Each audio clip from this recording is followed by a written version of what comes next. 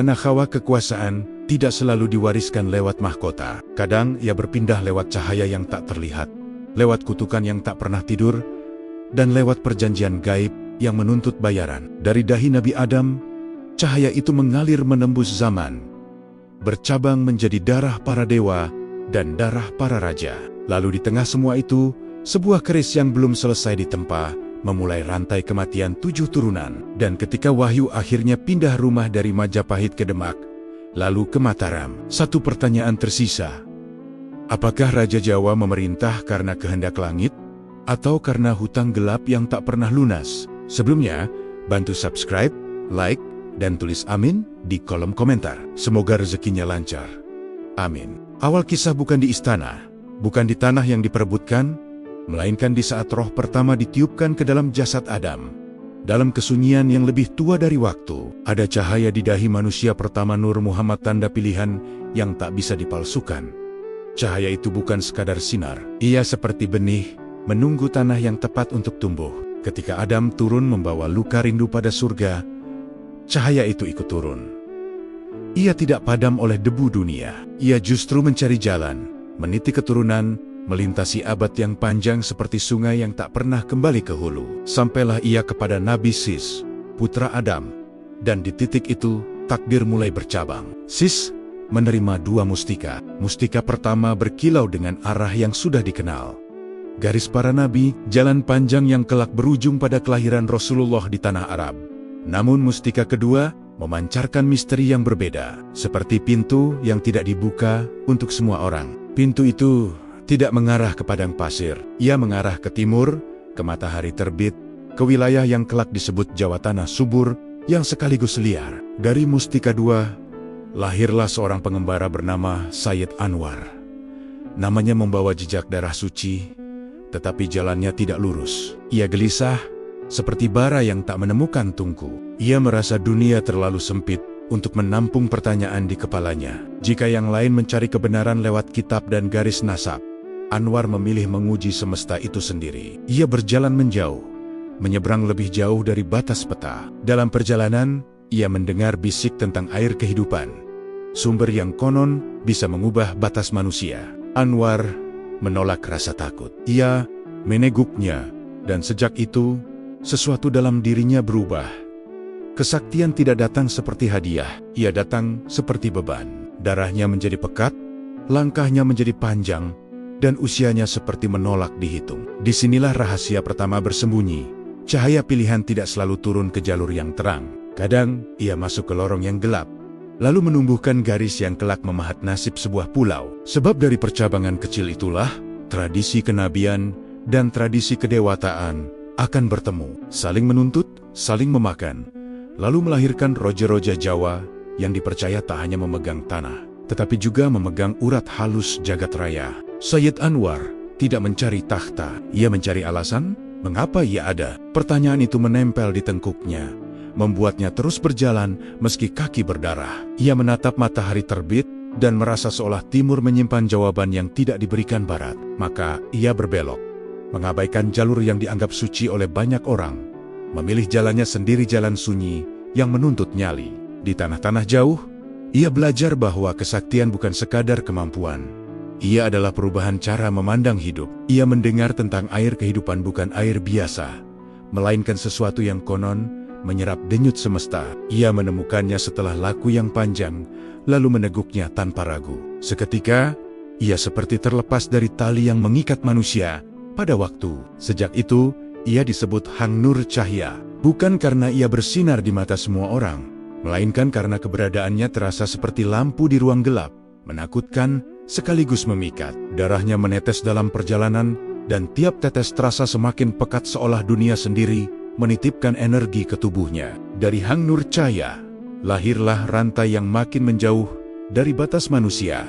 Sang Nurasa, lalu Sang Wenang, hingga akhirnya muncul Sang Hang Tunggal, penguasa kahyangan yang berdiri di puncak Mahameru yang saat itu bahkan belum bernama. Di puncak itu penciptaan digambarkan dengan simbol paling sederhana sekaligus paling mengerikan, telur. Sang Hang Tunggal memegang telurnya sendiri, seolah seluruh jagat dipadatkan jadi satu benda rapuh. Lalu telur itu pecah. Kulitnya menjadi Batara Antaga, yang kelak dikenal sebagai Togok. Putihnya menjadi Batara Ismaya, yang kelak dikenal sebagai Semar yang tampak sederhana, namun sering menjadi pusat kebijaksanaan. Kuningnya, inti dari segala inti, menjelma Batara Guru berlengan 4, bermata yang mampu menatap 3 dunia. Batara Guru bertahta di Suralaya, namun bahkan di tempat yang tinggi.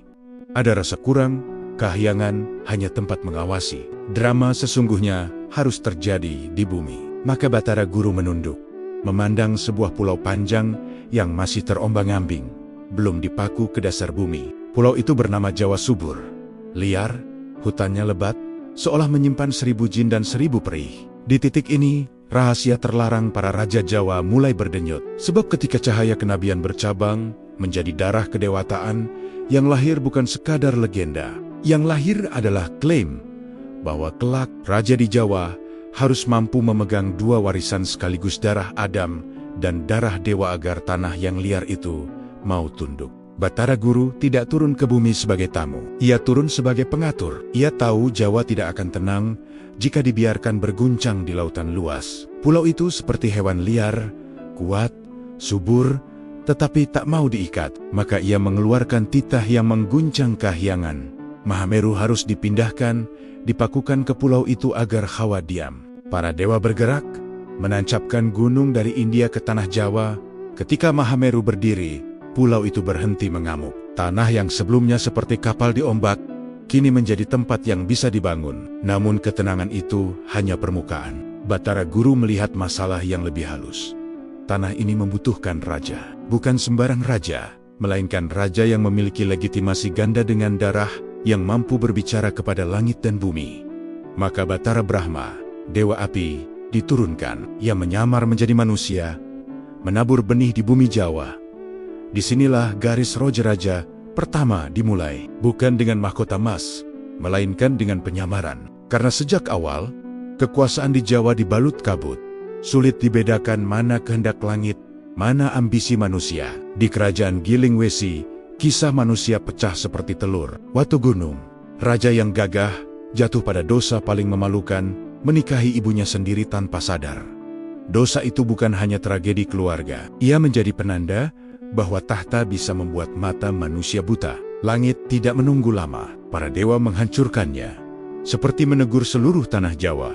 Kuasa tanpa laku prihatin dan moralitas akan dipatahkan dari atas. Tetapi benih sudah terlanjur ditanam. Darah dewa sudah jatuh ke tanah lempung Jawa, bercampur dengan debu manusia, dan darah yang sudah menyatu dengan tanah tidak bisa diangkat kembali. Ia akan tumbuh memanggil keturunan-keturunan baru, menunggu waktu yang tepat untuk membentuk Wangsa Agung di masa depan. Di balik kisah para dewa, ada pola yang mulai terasa.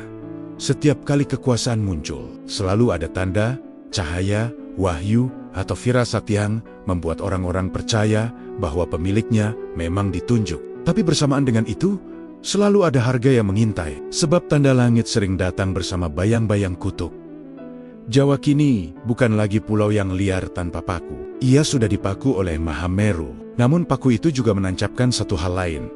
Panggung untuk darah, perjanjian, dan kutukan. Dan panggung itu sedang menunggu pemain paling berbahaya, seorang bayi yang kelak menangis di antara nisan-nisan tua, membawa cahaya yang membuat dunia menoleh. Setelah Mahameru dipindahkan, Jawa tampak tenang. Tetapi ketenangan ini seperti permukaan danau. Di bawahnya ada arus yang tak terlihat. Batara Guru mengerti, tanah yang subur selalu mengundang perebutan. Jika tidak ada pusat, hutan akan jadi kerajaan, dan jin akan jadi penguasa. Maka ia mencari satu simpul, manusia yang bisa menata.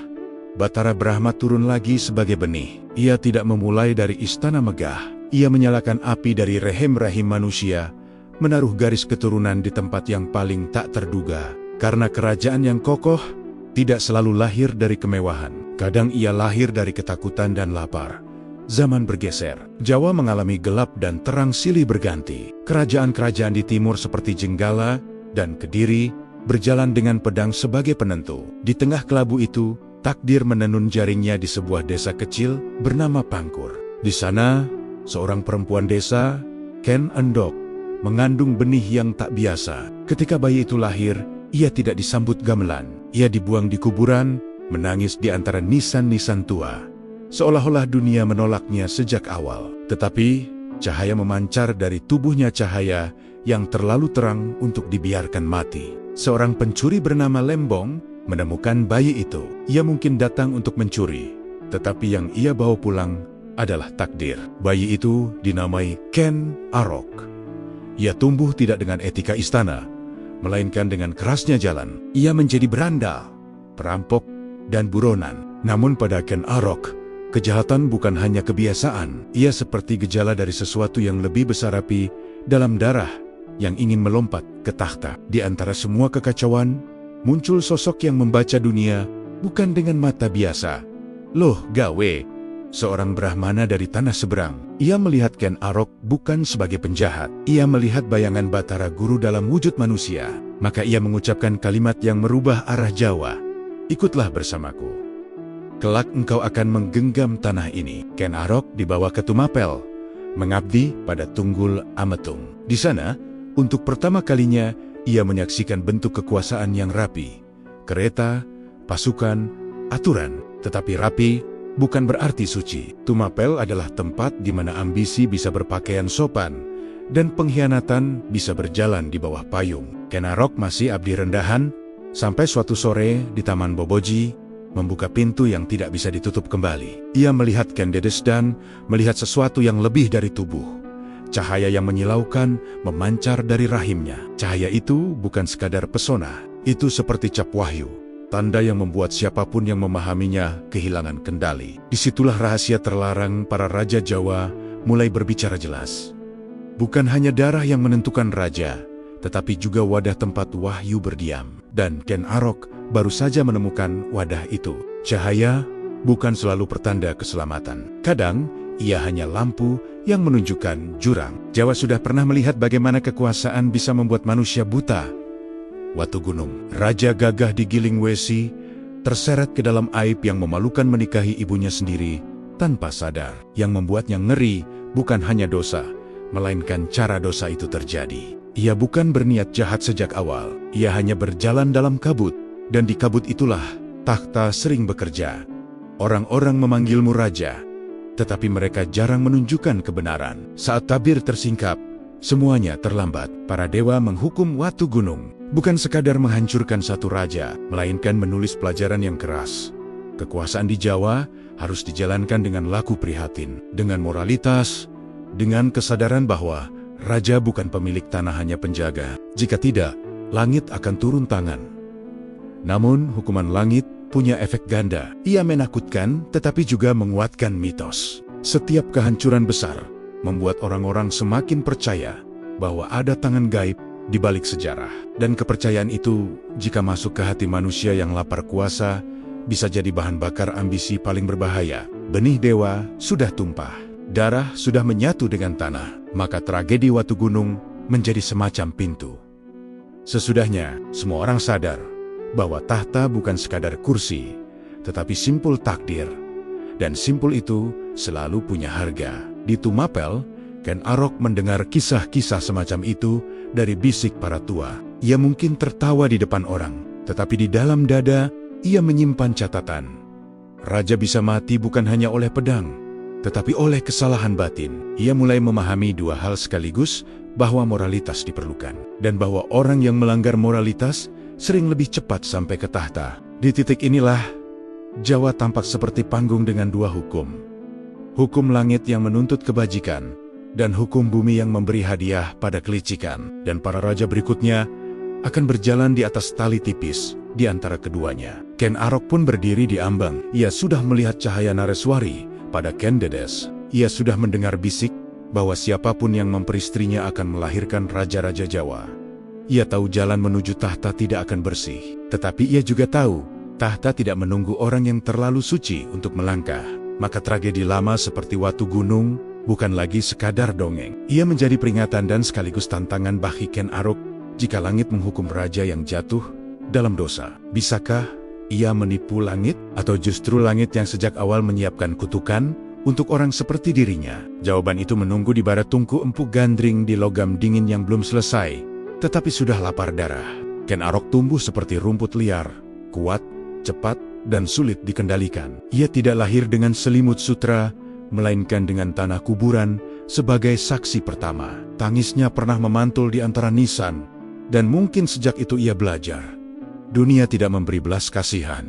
Lembong membesarkannya dengan cara jalanan. Ken Arok mengenal kelaparan lebih dulu daripada doa, mengenal pukulan lebih dulu daripada nasihat. Ia mencuri, merampok, dan melarikan diri. Tetapi orang-orang juga melihat sesuatu yang aneh di balik liarnya. Ada karisma yang membuat orang mau mengikuti, seolah ia membawa magnet yang tidak bisa dijelaskan. Karisma itu mengantar Ken Arok dari satu tempat ke tempat lain, sampai ia menjadi buronan kerajaan. Namun buronan pun punya batas. Ada saat ketika kaki lelah, dan takdir menunggu di tikungan. Disitulah Loh Gawe muncul Brahmana suci, yang matanya seperti cermin batin. Loh Gawe tidak memukul Ken Arok. Ia tidak memakinya, ia memandangnya lama. Lalu berkata kalimat yang mengubah semuanya.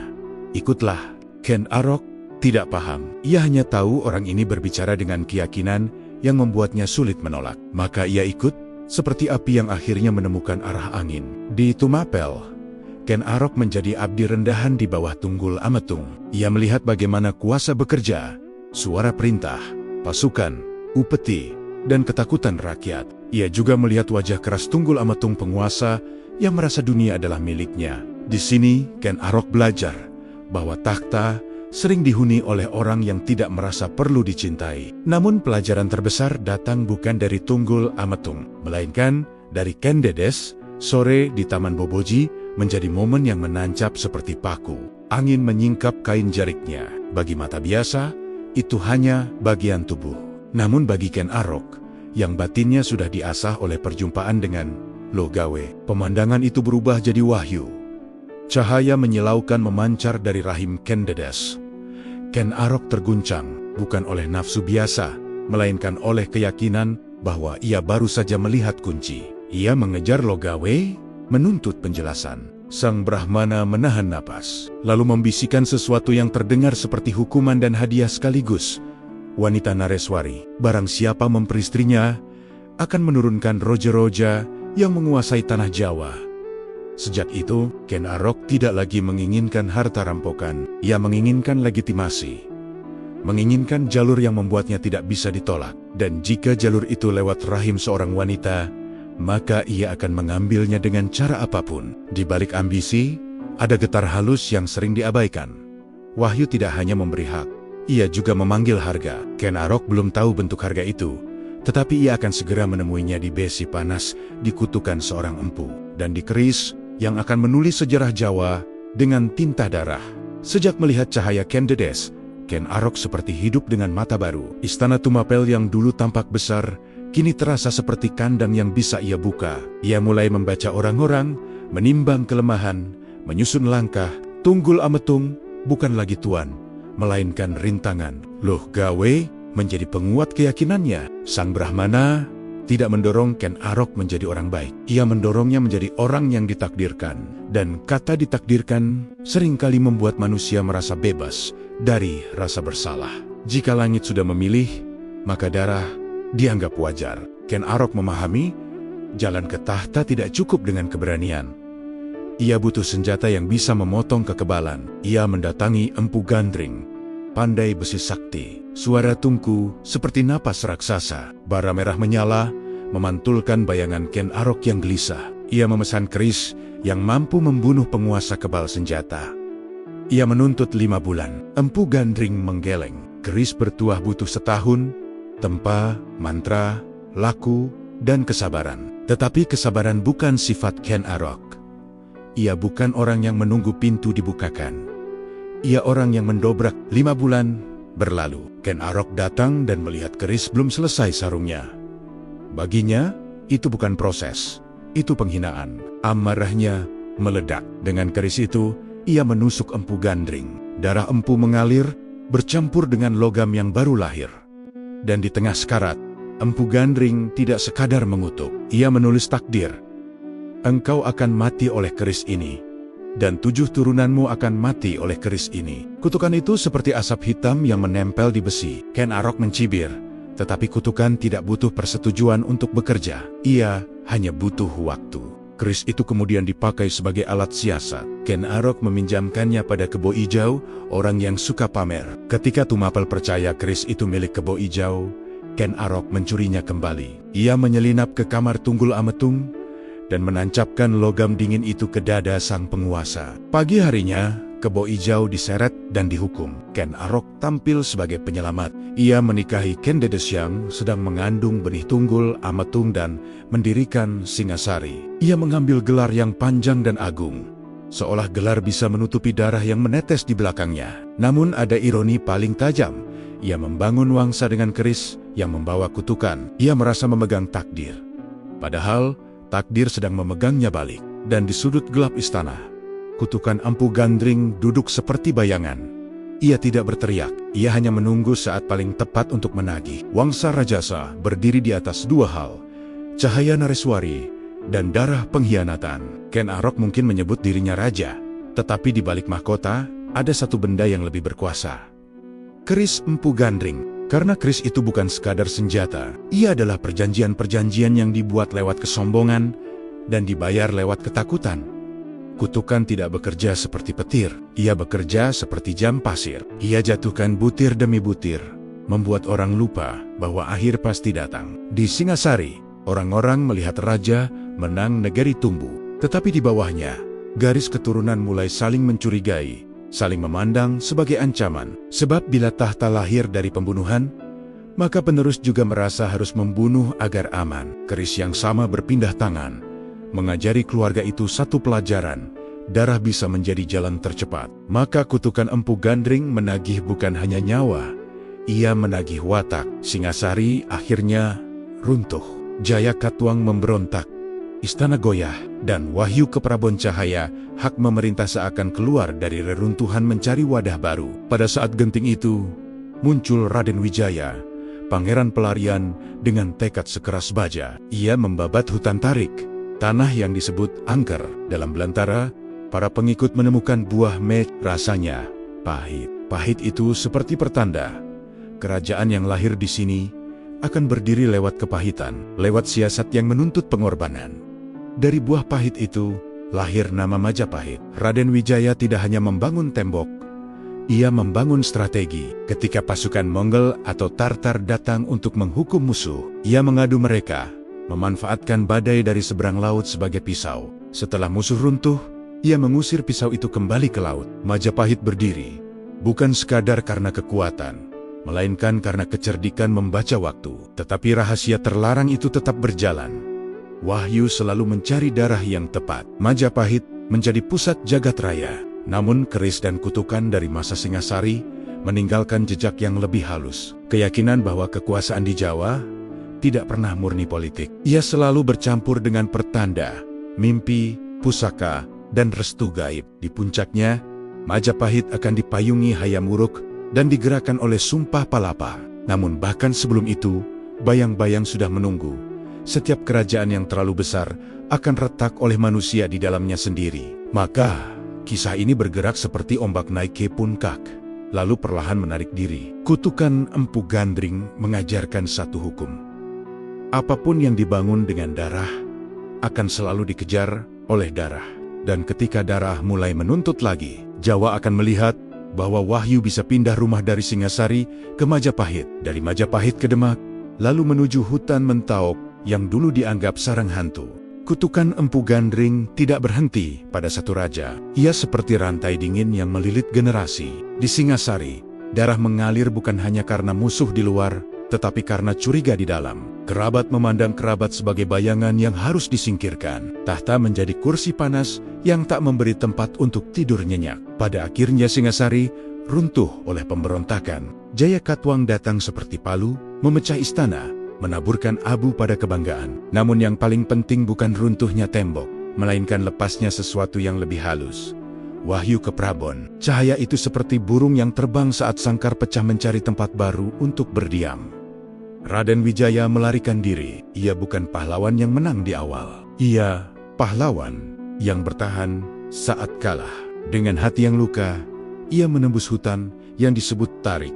Hutan ini bukan sekadar pepohonan. Ia seperti wilayah antara dunia manusia dan dunia gaib, penuh bisik, penuh mata yang tak terlihat. Di tengah belantara, para pengikut menemukan buah mat. Mereka memakannya, dan rasa pahitnya membuat wajah mengernyit. Namun Raden Wijaya melihat lebih jauh. Pahit itu bisa menjadi nama. Majapahit lahir dari pahit, berdiri untuk mengubah pahit menjadi manis. Lalu datang pasukan Mongol atau Tartar dari seberang lautan. Mereka bukan datang untuk menolong, mereka datang untuk menghukum. Namun bagi Raden Wijaya, badai kadang bisa diarahkan. Ia mengadu musuh-musuhnya, membuat Mongol menjadi tombak yang menusuk lawan. Setelah lawan runtuh, ia memutar tombak itu, mengusir Mongol kembali ke lautan. Siasat itu seperti tarian tajam. Satu langkah salah, habis semua. Majapahit berdiri tegak. Wilwatikta menjadi pusat. Kekayaan mengalir, sastra tumbuh, candi menjulang. Tetapi di balik keagungan, ada hukum alam yang tak bisa diperdebatkan. Apa yang terbit akan terbenam. Setelah masa emas Hayam Wuruk dan Gajah Mada, Majapahit mulai retak. Perang saudara Paregreg menggerogoti dari dalam. Dan ketika roja-roja mulai merasa lebih penting daripada negeri, Wahyu pun mulai gelisah. Ia tidak tinggal di tempat yang hatinya sudah retak. Sampailah takhta pada Prabu Brawijaya. Ia agung, namun batinnya gelisah. Angin baru bertiup dari pesisir utara. Islam datang bersama pedagang, bersama ilmu, bersama cara pandang yang berbeda. Di istana, Brawijaya menikahi Putri Campa yang beragama Islam. Cinta itu membuka gerbang toleransi, tetapi juga menanam cemas pada para pendeta lama. Pada suatu malam, Brawijaya bermimpi bulan jatuh di Bintoro atau Demak. Cahayanya menyilaukan, membuat lilin di Trowulan redup. Ia bangun dengan keringat dingin. Ia tahu, Wahyu bersiap pindah rumah. Disinilah tagihan sejarah muncul. Kerajaan tidak selalu runtuh oleh api. Kadang ia runtuh karena cahaya memilih pergi. Dan ketika cahaya itu pergi, yang tersisa hanyalah kemegahan kosong menunggu.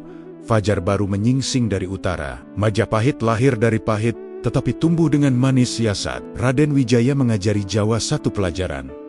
Kadang kemenangan tidak datang dari otot, melainkan dari kemampuan membaca musuh. Ketika Mongol datang seperti ombak besar, ia tidak melawan ombak dengan dada. Ia mengarahkan ombak. Wilwatikta pun berdiri. Negeri menjadi pusat perdagangan, pusat sastra, pusat kekuasaan. Tetapi pusat selalu mengundang iri, dan iri selalu mengundang luka. Di bawah kejayaan, benih perang saudara mulai tumbuh seperti jamur setelah hujan. Lalu datang masa Hayam Wuruk, raja yang membuat istana terasa seperti matahari. Di sisinya berdiri Gajah Mada, Mahapatih yang dadanya terbakar api persatuan. Di Paseban Agung, ia mengucapkan Sumpah Palapa, menolak kenikmatan sebelum Nusantara tunduk. Kata-katanya mengguncang tiang istana, bukan karena keras, melainkan karena yakin. Majapahit menjelma naga raksasa. Benderanya ditakuti. Lautan seperti halaman rumahnya. Namun, naga sebesar apapun tetap punya umur. Sepeninggal Gajah Mada dan Hayam Wuruk, tubuh naga itu diserang dari dalam. Paregreg mengoyak saudara dengan saudara. Kebesaran mulai berubah jadi beban. Prabu Brawijaya mewarisi takhta di masa senja. Ia raha, agung. Tetapi waktu tidak bisa dibujuk. Di pesisir utara, suara azan mulai terdengar bersaing dengan denting kuil. Angin baru membawa para pedagang, ulama, dan cara memandang dunia yang lebih tajam dari pedang. Tauhid, Brawijaya merasakan perubahan itu bahkan di dalam istana. Ia menikahi Putri Campa yang beragama Islam. Keputusan itu seperti menyalakan lampu di ruang. Gelap membuat sebagian orang lega, sebagian lagi marah. Para pendeta Hindu-Buddha merasa pijakan mereka mulai bergeser. Dan ketika pijakan bergeser, orang sering memilih memegang yang lama lebih erat. Suatu malam, mimpi datang seperti pesan yang tidak bisa ditolak. Brawijaya melihat bulan jatuh tepat di wilayah Bintoro atau Demak. Cahayanya begitu terang hingga lilin-lilin di Trowulan padam. Ia terbangun dengan keringat dingin. Ia tahu, Wahyu Cakraningrat sedang bersiap pindah rumah. Di sisi lain Jawa, di Palembang, benih Majapahit lahir dari putri Cina yang diserahkan kepada Arya Damar. Bayi itu diberi nama Raden Patah. Ia tumbuh dengan wajah yang memadukan wibawa Majapahit dan kelembutan darah Tionghoa. Namun darah raja jarang betah diam. Ada suara gaib yang memanggilnya pulang ke Jawa. Raden Patah berguru pada Sunan Ampel.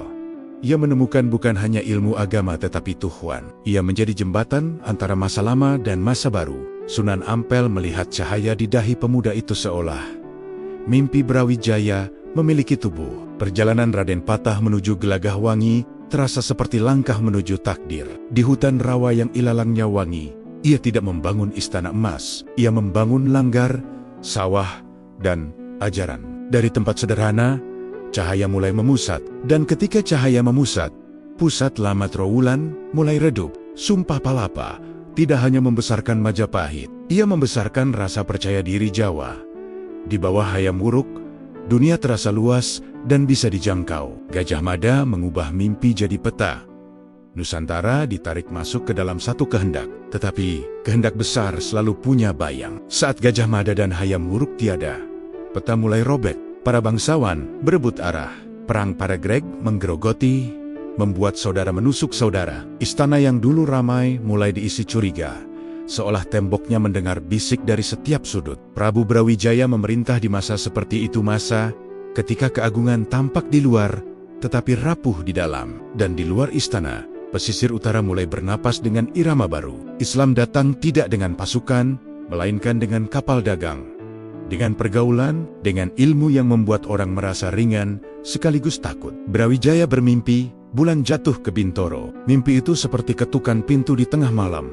Pelan, tetapi tidak bisa diabaikan. Ia tahu, Wahyu bisa pindah rumah.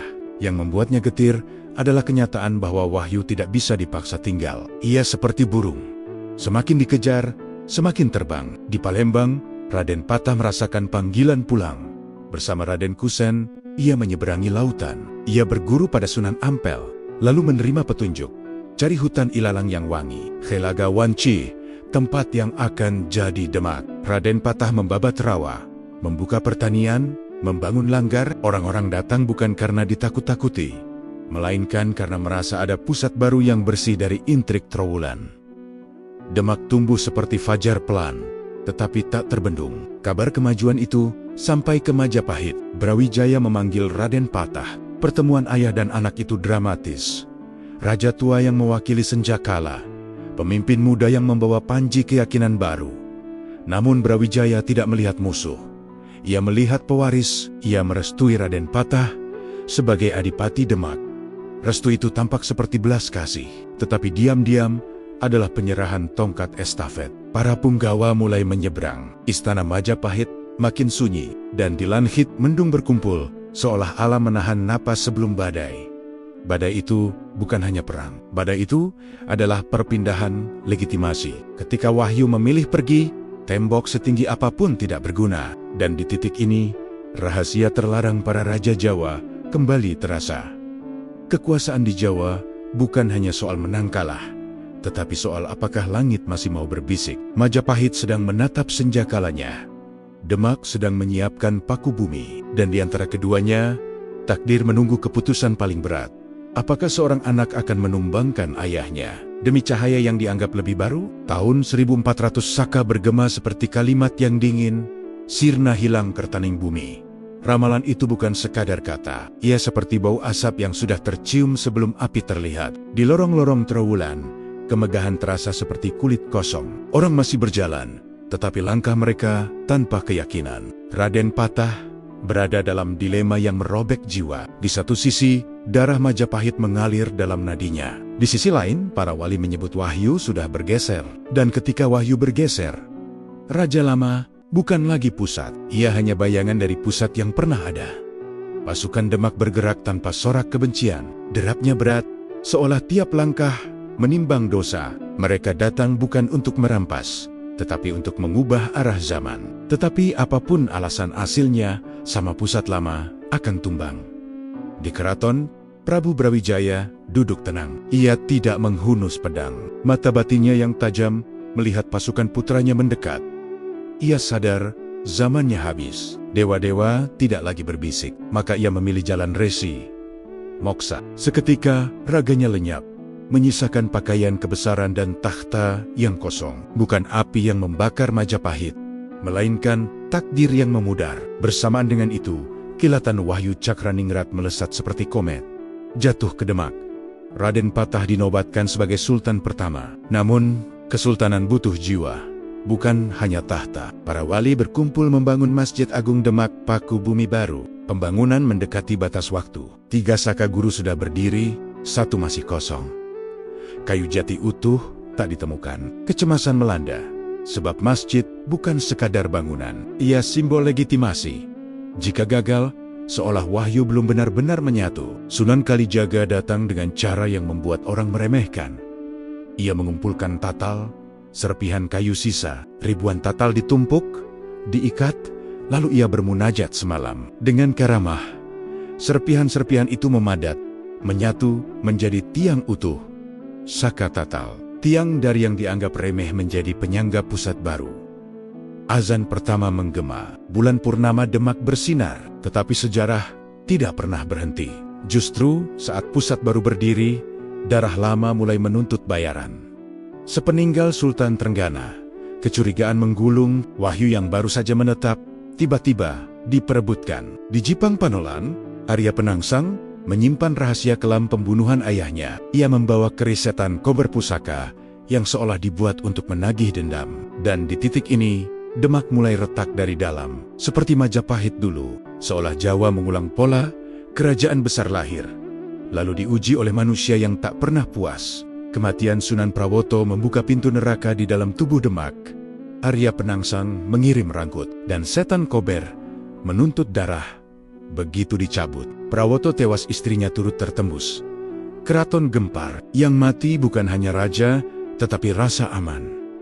Ratu Kaliamat, adik Prawoto, mencari keadilan. Ia datang dengan harapan pada Sunan Kudus. Namun jawaban yang diterima seperti pisau dingin, kakaknya berhutang nyawa. Ia pulang dengan hati kosong, lalu duka itu berubah jadi kemarahan ketika suaminya, Pangeran Hadiri, dibunuh di hadapannya. Kaliamat tidak menangis seperti perempuan istana. Ia bertapa, mengucap sumpah yang mengguncang. Tidak akan berbusana pantas sebelum bisa berkeramas dengan darah Penangsang. Sumpah itu memanggil perang, sayembara disebar, dan di Pahang Jaka Tingkir mendengar panggilan yang tidak bisa dihindari. Jaka Tingkir bukan tipe yang membabi buta. Ia memilih strategi. Ia mengutus Ki Ageng Pemanahan dan Ki Penjawi, lalu menyiapkan Danang Sutawijaya pemuda yang dianggap bocah. Tetapi justru disitulah jebakannya. Kesombongan Penangsang akan menganggap bocah bukan ancaman. Di tepi Bengawan, pantangan mistis berkibar. Siapa menyeberang dulu, kalah. Pajang menunggu. Mereka mengirim surat hinaan lewat pekatik yang telinganya diiris. Penangsang tersulut. Ia menerjang sungai dengan kuda jantan gagah kerimang. Pantangan dilanggar. Takdir mulai bergeser. Sutawijaya menunggang kuda betina yang ekornya dipotong. Aroma birahi membuat kuda Penangsang liar. Sekejap, pertahanan terbuka. Tombak Kiai Pleret menghujam perut Penangsang, usus terburai. Namun Penangsang masih maju, melilitkan usus pada gagang kerisnya sendiri. Saat setan kober ditarik, mata pisau memotong usus yang terlilit. Penangsang tewas oleh amarahnya sendiri. Kepala dibawa pada Ratu Kaliamat, sumpah dipenuhi, dendam lunas. Namun setelah darah tumpah, hadiah tanah dibagikan. Ki Penjawi mendapat wilayah makmur. Ki Ageng Pemanahan mendapat hutan mentau angker, gelap, penuh jin. Hadiwijaya memberi bukan karena pelit, melainkan takut pada ramalan. Dari Mentauk akan lahir raja yang mengalahkan Pajang. Pemanahan berangkat, singgah di rumah Ki Ageng Giring. Di sanalah wahyu lain muncul dalam bentuk degan bercahaya kebiruan. Suara gaib berkata, siapa meminumnya habis, keturunannya akan melahirkan roja-roja besar Jawa. Giring menaruhnya, berniat meminum setelah bersuci. Pemanahan datang kehausan, melihat degan itu, lalu meneguknya tandas. Giring melihat batok kosong, lututnya lemas. Ia berkata dengan getir, yang diminum bukan air kelapa, melainkan masa depan. Mereka bernegosiasi, menunda harapan hingga keturunan ketujuh. Kesepakatan itu seperti simpul gaib yang mengikat sejarah. Mentaok mulai dibabat, dan di sana, Wahyu Keprabon mulai menumbuhkan rumah baru. Mataram, Demak pernah tampak seperti pusat yang tak tergoyahkan. Masjid berdiri, saka tatal menjadi simbol persatuan. Serpihan remeh bisa jadi penyangga utama jika diikat iman. Tetapi simbol tidak selalu menahan darah. Dalam istana, para pewaris menatap takhta seperti daging segar. Setelah Trenggana wafat, Demak ditelan kecurigaan. Kematian Prawoto dan Hadiri memaksa semua orang memilih sisi. Ratu Kaliamat memanggil perang, Jaka Tingkir bergerak, penangsang tumbang. Namun kemenangan selalu meninggalkan sisa, hadiah, iri, dan wilayah yang berubah jadi bom waktu. Mentauk diberikan pada pemanahan hutan angker yang dianggap hadiah buruk. Tetapi hadiah buruk sering adalah permulaan besar. Pemanahan membawa wahyu yang tak sengaja diminum dari degan giring. Dan wahyu itu bekerja pelan, mengubah hutan jadi negeri. Tahun berlalu, Mentaok menjelma Mataram. Sawah menguning, pasar ramai, benteng kayu berdiri. Tetapi Pajang melihatnya dengan mata waspada. Sebab Mataram yang dulu kecil kini punya napas besar. Pemanahan wafat, meninggalkan wasiat pada Sutawijaya. Hormati Pajang, tetapi siapkan Mataram untuk merdeka. Sutawijaya bergelar Panembahan Senopati. Darah mudanya bergejolak melihat Pajang melemah. Ia menolak Seba. Itu bukan sekadar penolakan upeti. Itu pernyataan. Pusat baru sedang lahir. Namun Senopati tahu, melawan Sultan Hadiwijaya tidak cukup dengan pedang. Ia butuh kekuatan yang membuat lawan gentar sebelum beradu. Maka ia pergi ke selatan, ke Parangkusumo, duduk bersila di batu karang, memusatkan cipta rasa. Doanya mengguncang alam. Ombak mendidih, angin ribut, ikan mati mengapung. Getaran itu membangunkan penguasa Laut Selatan, Kanjeng Ratu Kidul. Ia muncul dengan murka yang anggun, tetapi murka itu luluh ketika melihat Senopati, kesatria yang cahayanya seperti bulan purnama, duduk tak bergeming di terpa badai. Kekaguman berubah jadi ikatan. Ratu Kidul mengajak Senopati ke istana bawah laut. Di sana terjalin perjanjian sakral. Ia bersumpah setia membantu Raja Mataram dan keturunannya. Datang saat dipanggil dengan isyarat batin. Senopati menerima. Di darat ia punya restu wali, di laut ia punya bala gaib. Legitimasi menjadi lengkap dan sekaligus terlarang, karena perjanjian semacam itu selalu menyisakan hutang. Saat Senopati kembali, ia bukan lagi pemuda biasa. Matanya membawa sorot yang membuat nyali musuh ciut. Pajang merasakan getar itu. Perang ayah dan anak tinggal menunggu waktu. Dan ketika perang itu datang, Senopati memilih cara yang paling menakutkan. Ia tidak hanya melawan manusia, ia menggerakkan alam. Dari Merapi turun abu, dari selatan naik badai, dan bintang kemukus jatuh di perkemahan Pajang. Sultan Hadiwijaya meneteskan air mata. Ini bukan perang manusia. Wahyu telah memilih pergi. Mataram berdiri tanpa saingan. Namun setiap pusat baru akan diuji lagi bukan hanya oleh musuh, tetapi oleh luka keluarga yang tak pernah benar-benar sembuh. Mataram tumbuh dari hutan, tetapi kekuasaan selalu memanggil darah. Senopati menegakkan wibawa, menundukkan wilayah-wilayah yang keras kepala. Di Madiun, ia membawa pulang Retno Dumilah. Kemenangan itu menimbulkan retak di istana. Permaisuri pertama merasa tersisih. Cinta terbagi. Kabar duka itu sampai ke Pati, ke telinga Adipati Pragola. Darahnya mendidih. Bagi Pragola, ini bukan sekadar poligami. Ini soal harga diri keluarga penjawi keluarga yang ikut menegakkan Mataram. Jika jasa dilupakan, kesetiaan pun bisa lepas. Pragola menabuh perang. Ribuan pasukan Pati bergerak seperti banjir bandang. Di dekat Prambanan, dua pasukan yang sebenarnya berkerabat saling menatap. Tidak ada sorak kebencian, hanya keheningan berat. Langit mendung, seperti turut berduka. Senopati maju sendirian. Tanpa zirah, ia memanggil Pragola dengan suara yang menggetarkan, memohon agar pulang. Tetapi Pragola melihat permohonan itu sebagai penghinaan. Ia menyerang membabi buta. Tombaknya menghantam dada Senopati bengkok. Ajian dan perlindungan wahyu melingkupi tubuh raja. Senopati menahan diri, menangkis terus. Tetapi ketika serangan Pragola makin liar, Senopati sadar.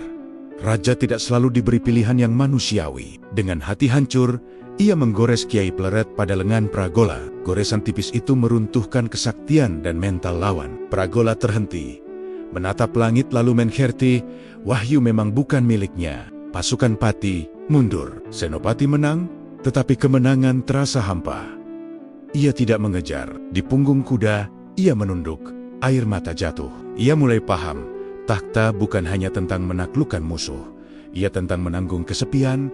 Waktu berjalan, rambut Senopati memutih. Ia memikirkan penerus, memikirkan bagaimana Mataram harus memegang perpaduan syariat dan kearifan Jawa. Lalu ia wafat dimakamkan di Kota Gede tahta jatuh pada Mas Jolang, Panembahan Seda Krapia Keraja yang gemar berburu, hingga ajal menjemputnya di hutan. Duka itu menjadi tanah bagi kelahiran matahari paling terang, Sultan Agung.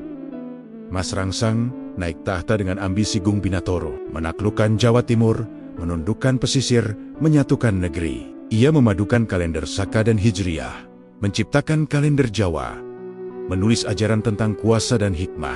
Namun di ujung barat, Foch mendirikan Batavia. Sultan Agung menyerang dua kali, 1628 dan ke 1629.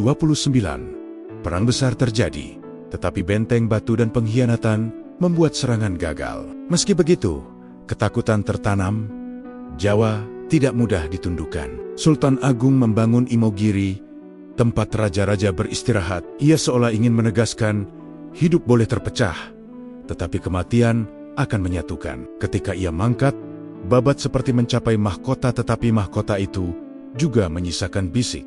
Semua kejayaan ini lahir dari wahyu dan dari perjanjian-perjanjian yang tidak pernah benar-benar hilang. Jika Demak adalah fajar, Mataram adalah matahari yang naik tinggi dari selatan. Tetapi matahari ini tidak lahir dari satu sumber. Ia lahir dari simpel-simpel gaib yang saling mengikat.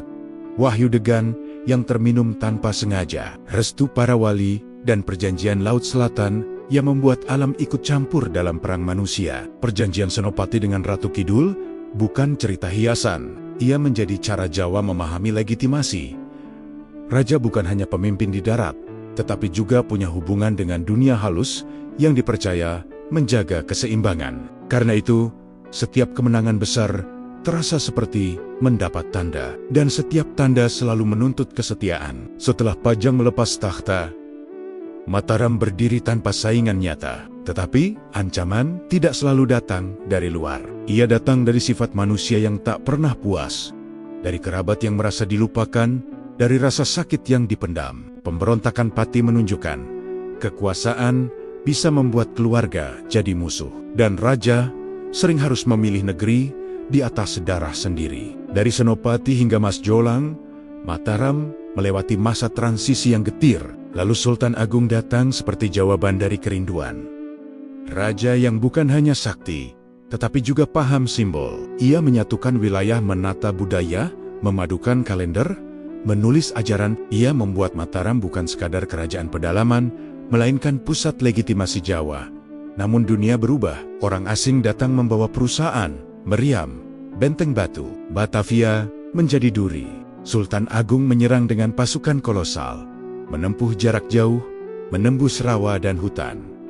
Perang itu mengerikan, tetapi benteng terlalu kuat, logistik dibakar, wabah menyerang. Ia pulang bukan sebagai pecundang, melainkan sebagai raja yang menancapkan rasa takut pada penjajah. Di akhir hidup, Sultan Agung memilih Imogiri. Ia membangun tempat yang lebih tinggi dari tahta, tempat untuk berhadapan dengan langit. Seolah ia mengerti, semua kekuasaan fana, yang tersisa hanyalah jejak, budaya, keberanian, dan kisah yang dituturkan turun-temurun. Maka ketika Sultan Agung mangkat, benang merah babat terasa lengkap. Dari Adam, dari Nur Muhammad, dari percabangan Mustika, dari Kahyangan, dari keris Empu Gandring, dari Majapahit yang pahit, dari Demak yang wangi, hingga Mataram yang bangkit dari hutan. Wahyu ke Prabon seperti menemukan rumahnya setidaknya untuk sementara di Tanah Hawa. Tetapi rahasia terlarang itu tetap berbisik. Wahyu bisa pindah kapan saja. Kutukan bisa bangun kapan saja. Dan perjanjian gaib Hika dipegang, selalu menyimpan harga yang harus dibayar oleh generasi berikutnya. Itulah sebabnya sejarah Jawa terasa seperti lautan. Tenang di permukaan, tetapi dalam dan tak pernah benar-benar selesai.